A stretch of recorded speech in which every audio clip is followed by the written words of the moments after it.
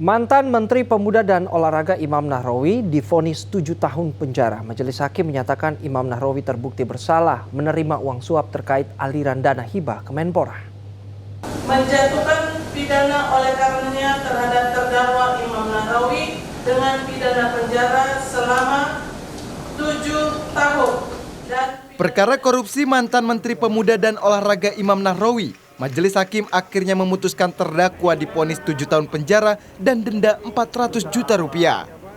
Amar putusan ini dibacakan di depan terdakwa di Pengadilan Tipikor, Jakarta, Senin sore.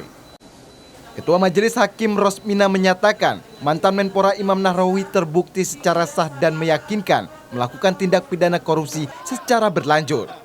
Hakim Rosmina juga menolak permintaan justice kolaborator Imam Nahrawi untuk membongkar kasus suap dana hibah Kemenpora kepada KONI yang menjeratnya.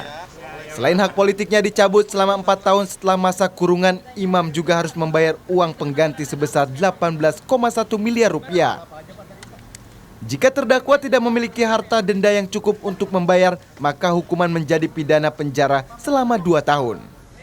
Putusan hakim ini lebih ringan dari tuntutan jaksa, yakni 10 tahun dan denda 500 juta rupiah, subsidiar 6 bulan kurungan, serta membayar uang pengganti sebesar 19,1 miliar rupiah.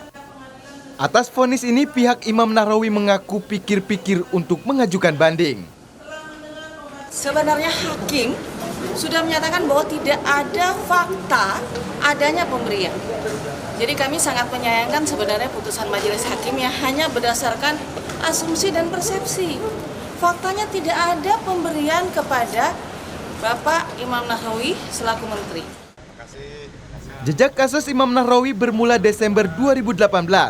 Saat itu dalam operasi tangkap tangan, KPK mengamankan 9 orang diantaranya pejabat Kemenpora dan KONI.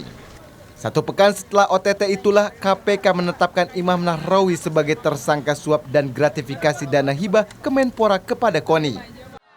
Saat itu Imam diduga menerima suap 26,5 miliar secara bertahap sejak 2014 hingga 2018, hingga dalam fakta persidangan Imam terbukti bersama asisten pribadinya menerima 11,5 miliar uang sogokan dan gratifikasi senilai 8 miliar rupiah lebih.